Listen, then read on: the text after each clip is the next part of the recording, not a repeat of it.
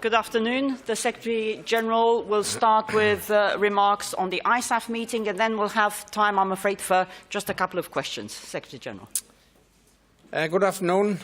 We have just had a very good meeting on our ongoing efforts in Afghanistan and our cooperation with Afghanistan in the future. In just over a year from now, ISAF's combat mission will be completed, and the Afghan forces will be fully responsible for their country's security. Since this summer, when they took the lead across the country, we have seen them gaining confidence and experience. Despite the challenges, they have shown that they are up to the job. The peaceful conduct of the Loya Jirga is the most recent example of their capability. The Loya Jirga was also clear in its endorsement of the Bilateral Security Agreement, which we welcomed. The next key step is its timely signature. In this context, we discussed the necessary framework for the NATO-led mission to train, advise and assist the Afghan forces after 2014.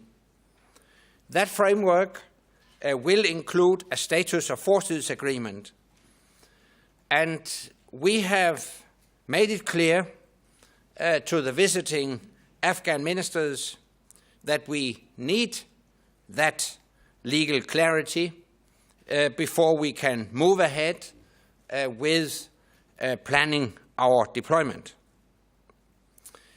The Afghan people need that certainty so they can look to the future with confidence. So we all need clarity and certainty, and we need it soon.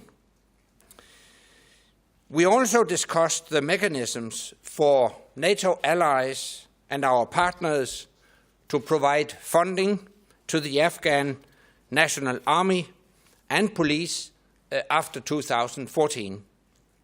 This is part of the broader international effort and is, of course, based on the assumption that a solution to the legal issues is found.